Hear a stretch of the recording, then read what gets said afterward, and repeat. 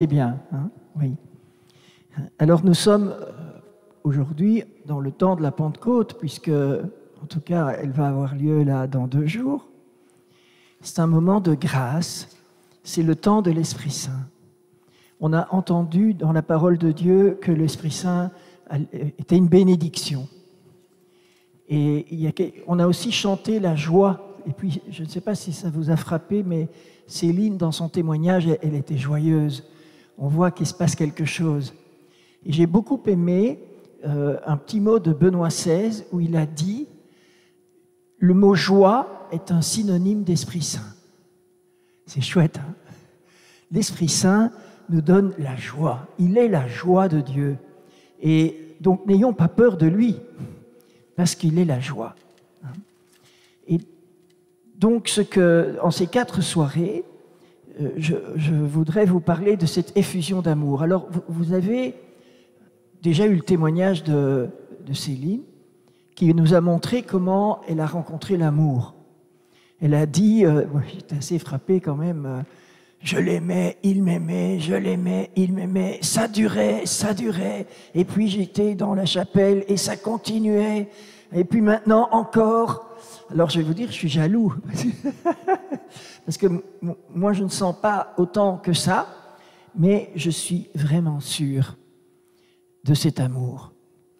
Et il me paraît important de faire comprendre que cette expérience que Céline nous a partagée n'est pas une expérience exceptionnelle. Moi, je connais Céline depuis plus de 20 ans.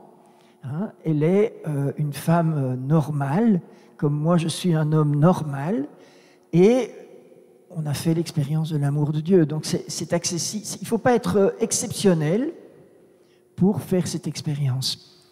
En même temps, dans l'histoire de l'Église, on a des exemples d'effusion d'amour. Il y en a une que j'aime beaucoup. Vous savez, j'ai vécu 15 ans à Rome. Et à Rome, un des patrons de Rome s'appelle Philippe Néri, et sauf erreur, c'est sa fête aujourd'hui. Alors je ne résiste pas à l'envie de vous raconter son effusion d'amour. Je vous dis tout de suite, ma femme m'a déjà interdit de vivre cette même effusion, et vous allez comprendre à la fin pourquoi. Donc Philippe Néri, il était un homme de prière. Il aimait beaucoup aller dans les catacombes, en particulier les catacombes de Saint-Sébastien. Et nous sommes la veille de la Pentecôte en 1544. Il est dans les catacombes et il prie. Il prie pour avoir plus d'amour, pour avoir plus d'Esprit Saint. Et à ce moment-là, il se passe un truc absolument incroyable. Il y a une boule de feu qui descend, là, qui apparaît, qui descend, qui lui rentre dans la bouche et qui va dans son cœur. C'est tellement fort que Philippe dit « Assez, Seigneur, assez, je n'en puis plus ». Il y a beaucoup de saints qui ont dit ça. Seigneur, stop, c'est trop, ton amour, c'est trop. Hein. Et alors, le biographe de Philippe Néri, qui s'appelle Capecelatro, écrit ceci. Sa prière était débordante d'amour, mais l'amour n'en ayant jamais assez, il avait prié pour plus d'amour et pour un plus grand amour. Et cette prière avait été exaucée. Et donc, à partir de ce moment-là, son cœur était tout brûlant, et même sa chemise brûlait. C'est pour ça que ma femme m'a dit, tu peux faire l'expérience de l'amour de Dieu, mais pas... Je ne veux pas que tes chemises brûlent. Ça, c'est en tout cas... Et je ne vous le souhaite pas non plus. Hein. Le but de ce parcours de 4 soirées, ça n'est pas de faire brûler nos chemises. D'accord ? Mais c'est de faire l'expérience de l'amour de Dieu. Alors, Philippe, lui, il avait... Par tout temps, il avait trop chaud, parce que l'amour brûlait en lui. Et en fait, il a attiré des milliers de jeunes, parce qu'ils étaient attirés par son amour.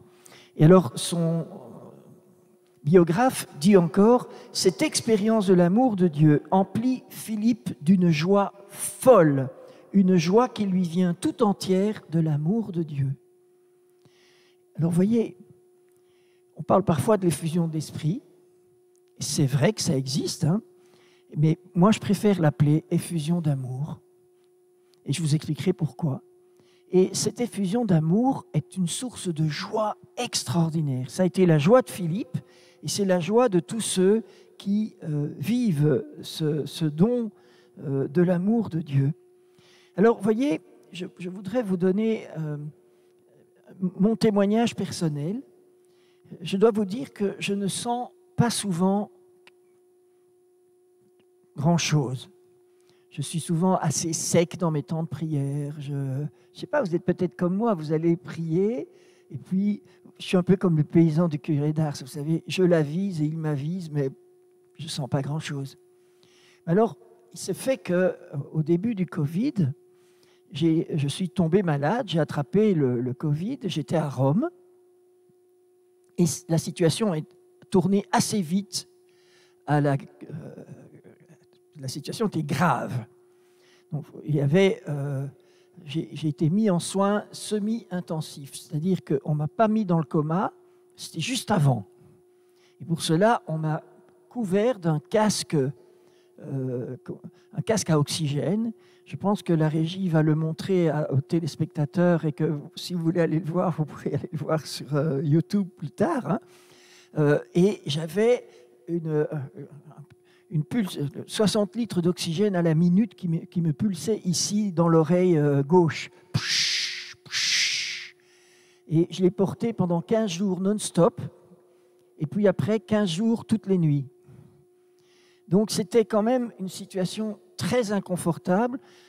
Ma femme était hyper inquiète, et moi j'étais là dans mon casque. Et je priais, je ne savais rien faire d'autre. Et il y a une chose que j'ai faite et que je vais vous conseiller après. Je disais simplement, Seigneur, Esprit Saint, tu es là et je t'aime. Parce qu'il est là. Et puis à un certain moment, je lui ai dit, je t'aime, je t'aime, je t'aime. Et je ne sais pas vous expliquer ce qui s'est passé, mais brusquement, mon casque était plein d'amour, mais pas le mien, le sien. J'ai comme reçu un baiser d'amour, si vous voulez. Ça a duré une fulgurance et je me suis mis à pleurer. J'avais senti l'amour de Dieu, mais vraiment comme un éclair, pas du tout comme Céline qui l'a ressenti beaucoup plus longtemps, mais ça a transformé profondément ma vie spirituelle. Je me suis rendu compte que Dieu m'aimait et qu'il m'appelait à l'aimer. Et par exemple, dans mes temps de prière, j'ai changé ma manière de parler à Jésus. Je l'ai appelé mon bien-aimé. Avant, dire mon bien-aimé à Jésus, je n'aurais jamais osé. Et puis au Père, je me suis mis à l'appeler Papa chéri. Vous savez que Jésus dit il faut l'appeler Abba, ce qui veut dire papa. Mais alors, Papa chéri. Et j'ai ressenti comme une connivence avec le Seigneur, et j'ai aussi eu cette conviction que la grâce qui m'était donnée n'était pas rien que pour moi. Elle est aussi pour vous. Chacun et chacune de vous doit savoir que Dieu l'aime, mais vous n'imaginez pas. Il n'y a pas de parole pour le dire. Vous êtes aimés d'un amour incroyable. Et j'ai vraiment senti que je devais témoigner de cela. C'est une des raisons pour lesquelles j'ai accepté de faire ce parcours. Parce que je crois que je dois redonner ce que j'ai reçu. Alors voyez-vous, l'Esprit Saint, qui est-il ? Vous êtes peut-être étonné par tout ce que je vous raconte, mais en fait, ce n'est pas étonnant, puisque l'Esprit Saint est amour. Il n'est qu'amour. C'est sa nature. L'Esprit Saint ne peut faire qu'une chose, c'est aimer. Et donc, on ne doit jamais avoir peur de l'Esprit Saint, sauf si on a peur de l'amour. Mais j'espère que vous n'avez pas peur de l'amour. Alors, voyez, nous croyons dans un Dieu où il y a 3 personnes, le Père, le Fils et l'Esprit Saint. le Père engendre le Fils de toute éternité. Le Fils se donne au Père qui l'engendre de toute éternité. Le Père aime le Fils et le Fils aime le Père. Et cet amour est tellement extraordinaire qu'il est une personne, qu'il est la troisième personne de la Sainte Trinité. C'est l'esprit d'amour, c'est l'amour avec un grand A. Et c'est cela, cet amour-là, que nous sommes appelés à découvrir pendant ce parcours. Il y a une parole de l'Écriture, moi, qui m'a beaucoup touché, surtout après l'expérience que j'ai faite de cet amour de Dieu sur moi. Elle est dans Romains 5, 5. Il est dit, saint Paul nous dit, « L'amour de Dieu a été répandu dans nos cœurs par l'Esprit Saint qui nous a été donné. » L'amour de Dieu est dans mon cœur par l'Esprit Saint qui nous a été donné. Alors je voudrais dire une chose qui me semble extrêmement importante. Parce que, bon, moi par exemple, je sais que je suis scrupuleux. En tout cas, je l'étais avant de tomber malade et d'être à l'hôpital avec mon casque. Et j'avais toujours l'impression que je devais prouver à Dieu que je méritais son amour. Et alors, j'avais toujours l'impression que je ratais mon coup. J'étais pas assez bien. Est-ce qu'il y en a parmi vous qui vivent ça? D'avoir l'impression qu'on est... oui, un petit peu. Et toute ma vie, j'avais l'impression que j'étais en dessous du niveau de flottaison et que je me disais, Seigneur, j'ai pas répondu assez, j'ai pas fait assez bien, je suis un pauvre, je mérite pas ton amour. Et puis j'ai compris une chose, il ne faut pas mériter son amour. Il m'aime sans mérite de ma part. Il m'aime comme je suis. Et il vous aime, chacun et chacune, comme vous êtes. Sans mérite. Il y a des papas et des mamans parmi vous. On aime nos enfants tels qu'ils sont. On ne dit pas à notre enfant « Je t'aimerai si tu réussis à l'école ». On l'aime. On souffre peut-être s'il a des difficultés, mais on l'aime. On l'aime. Alors, c'est très très important de comprendre que Dieu m'aime, l'Esprit Saint m'aime comme je suis, même si je suis très pauvre. Et vous connaissez Sainte Thérèse de Lisieux, elle a inversé la perspective.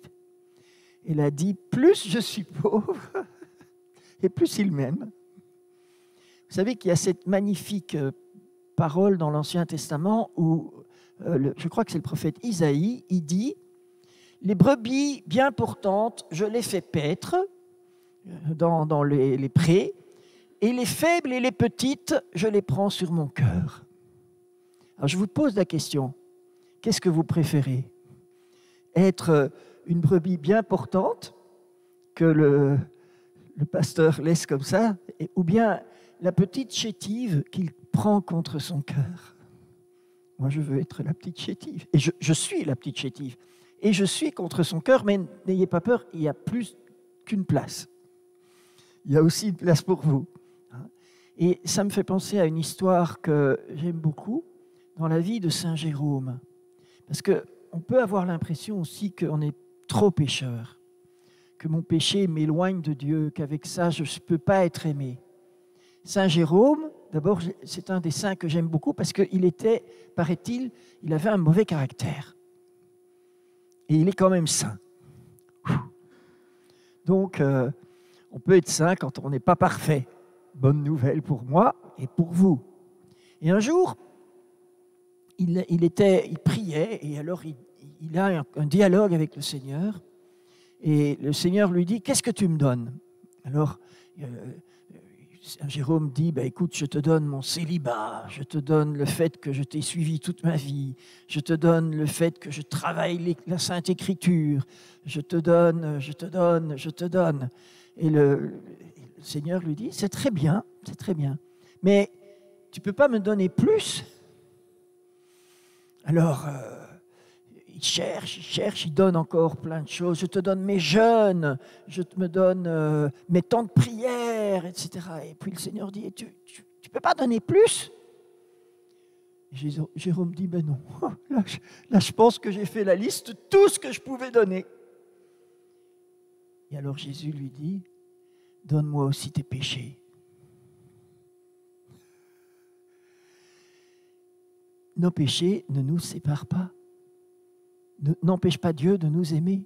Au contraire, on les lui donne, il brûle dans son amour. Vous voyez, Dieu vous aime, quelle que soit la personne que vous êtes. Il vous aime parce que vous êtes vous, parce qu'il vous a voulu de toute éternité. Il vous aime. Alors ça me paraît essentiel. Ensuite, il y a le fait que l'Esprit Saint, nous l'avons reçu dans notre baptême et notre confirmation. C'est donc déjà fait, je l'ai reçu. Évidemment, peut-être qu'il y a des personnes qui nous regardent et qui n'ont pas été baptisées et qui peuvent se dire, alors pour moi, qu'est-ce qui se passe? J'ai rien. Je vous rappelle cette belle histoire dans les Actes des Apôtres au chapitre 10. C'est Corneille, le centurion romain, donc il n'était pas juif, et il appelle Saint-Pierre parce qu'il voudrait rencontrer l'Esprit Saint. Et Saint-Pierre arrive, et Saint-Pierre est bien ennuyé. Parce que, est-ce qu'il peut baptiser des non-juifs? Et à ce moment-là, l'Esprit Saint tombe sur Corneille, sa femme, ses enfants, les esclaves de la maison, tout le monde, et ils se mettent à chanter, à prophétiser, et alors Pierre dit, mais si l'Esprit Saint est déjà venu sur eux avant leur baptême, je peux aussi les baptiser alors. Voyez, est-ce que vous croyez que l'Esprit Saint est sectaire? Est-ce que vous croyez que l'Esprit Saint ne s'occupe que d'un certain type de personnes? Il s'occupe de tout le monde.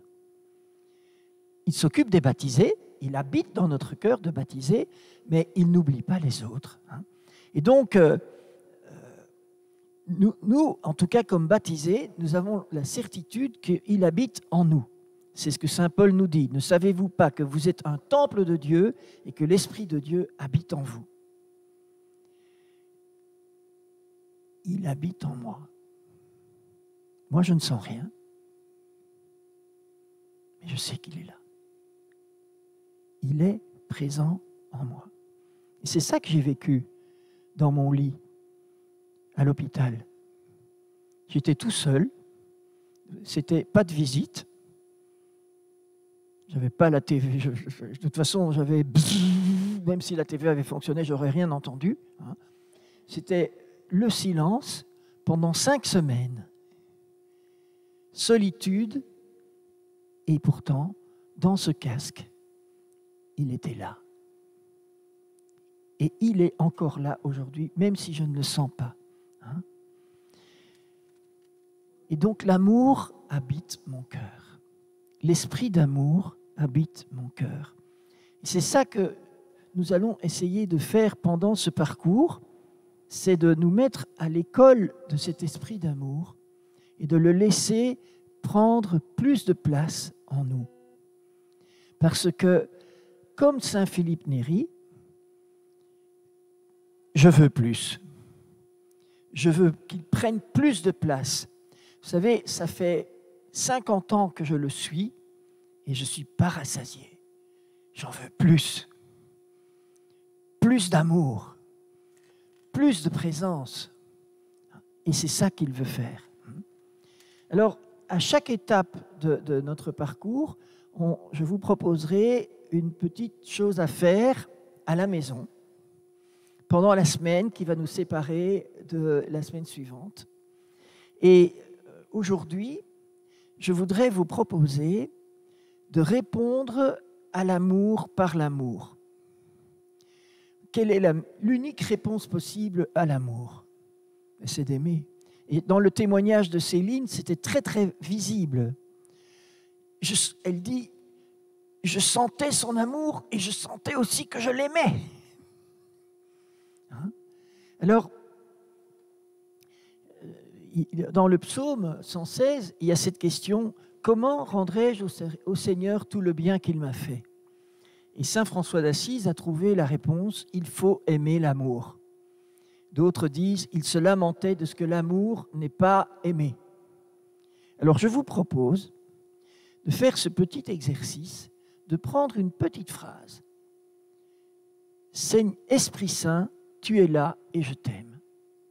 Esprit Saint, tu es là et je t'aime. Et commencez à répéter cette phrase. Vous savez que nos frères orthodoxes ont une tradition qu'on appelle l'hésychasme, la prière du cœur. C'est de prier tout le temps la même prière qui aide à entrer dans une prière perpétuelle. Eh bien, ici, je vous propose de dire très souvent « Esprit Saint, tu es là ». C'est un acte de foi, hein ? « Esprit Saint, tu es là. Et je t'aime. » Et vous allez faire, j'en suis sûr, une expérience de son amour. Ça va porter beaucoup de fruits d'amour en vous. Et vous allez prendre petit à petit conscience de sa présence. Demandez la grâce de vous souvenir de cette parole en vous levant. Ah, Esprit Saint, tu es là et je t'aime. Au petit déjeuner, en faisant votre café, Esprit Saint, tu es là et je t'aime. Et vous allez voir que petit à petit, sa présence va devenir quelque chose de comme naturel. Alors maintenant, on va prendre un temps de prière et un temps de partage. C'est toi qui l'introduis, Joseph, je crois. Quoi? Donc on va, en fait, vous avez déjà fait l'expérience de l'Esprit Saint dans votre vie, j'en suis sûr. Et en partageant les uns avec les autres, et ceux qui nous suivent en direct sur YouTube peuvent nous envoyer aussi leur partage. Où est-ce que vous avez vu que l'Esprit Saint a été présent dans votre vie? Par exemple, moi je l'ai vu sur mon lit d'hôpital. Ça a changé ma vie. Mais je le vois aussi quand je prie en faisant la vaisselle. Ou bien j'ai découvert que j'avais été baptisé par un missionnaire 3 jours après ma naissance au Congo. Je me rends compte que c'est une immense grâce que j'ai reçue de l'Esprit Saint. Et il y a comme ça plein de lieux. Chaque fois que vous posez un acte d'amour, vous laissez l'Esprit Saint aimer en vous. Vous voyez, je vous raconte une dernière histoire. Je crois que j'ai le temps. Ça se passe au Pérou. Et là, j'ai vraiment vu l'Esprit Saint. Je sors de la messe et il y a un homme qui m'arrête. Toute la conversation se passe en espagnol. Mon espagnol est un peu... Et alors, il m'explique, voilà, je suis sorti de prison aujourd'hui et j'ai besoin de 60 soles. Soles, c'est la monnaie locale, ça fait quelque chose comme $15 à l'époque, pour rentrer chez moi. Et alors, il enlève les bras de chemise, il me montre ses bras tatoués, avec des terribles cicatrices et tout. Bon, c'est un malabar, quoi. Et moi, je commence à réfléchir en moi-même, en me disant, comment est-ce que je vais échapper à ce type, quoi? D'abord, il va peut-être aller boire. Les 60 soles, là, il va les boire. Alors, je serai complice d'une orgie. Vous voyez, je cherchais le moyen de m'en sortir. Et puis là, il y a l'Esprit Saint qui est intervenu. Et j'ai pensé, mais est-ce que tu serais prêt, Jean-Luc, à arriver au ciel, rencontrer Jésus qui t'accueille et qui te dit, tu te souviens, à Lima, j'étais à la sortie de l'église, je t'ai demandé 60 soleils, c'est refusé. Vous voyez, c'est une distraction, mais toute simple en fait. Mais je suis maintenant absolument convaincu que c'est l'Esprit Saint qui me l'a insufflé. Hein. Alors je me suis dit, bon, allez, il faut donner cet argent. Et bon, même s'il va le boire, je l'ai donné à Jésus. Je ne suis pas responsable de ce qu'il va faire après. Moi, j'ai cru qu'il allait rentrer dans son village. Je lui donne. Et à ce moment-là, cet homme se met à pleurer. Et il raconte son histoire. Et il me dit, vous savez, quand on m'a annoncé que j'allais être libéré de prison, tous les prisonniers sont venus autour de moi. Et ils m'ont dit ceci, toi, personne ne t'aidera quand tu sortiras de prison. Parce que la seule chose que tu mérites, c'est de tuer ou d'être tué. Et j'ai compris que c'était en fait un assassin, ce monsieur. Personne ne t'aidera. C'est impossible. Et puis, dit-il, il y avait un chrétien. Il m'a pris à part. Il m'a dit, tu sais, j'ai une Bible. Je vais te la donner. Alors, il a ouvert, ils ont pris la Bible ensemble. Ils ont ouvert la Bible et je vous donne en 1000 la parole qu'ils ont reçue.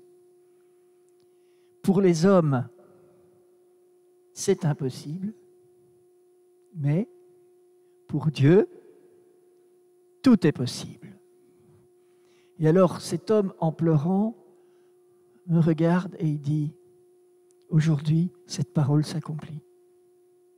On m'avait dit que c'était impossible et vous m'avez aidé. Vous êtes pour moi la preuve de l'existence de Dieu qui m'aime. Moi, je me dis ça en moi-même. Mon Dieu, j'ai failli rien donner. C'est terrible. C'est vraiment terrible. Et cet homme, en pleurant, a dit, je m'appelle Carlos, priez pour moi. Vous voyez, ça c'est l'action de l'Esprit Saint. Alors, il suffit parfois de toutes petites choses. Et je vous propose de partager, si vous avez vécu des choses toutes simples, ou peut-être plus spectaculaires, de l'action de l'Esprit Saint dans votre vie. Vous pouvez le faire aussi si vous êtes chez vous en train de regarder, à plusieurs, eh bien, faites un petit groupe de partage et racontez-vous les merveilles de Dieu. Merci à vous.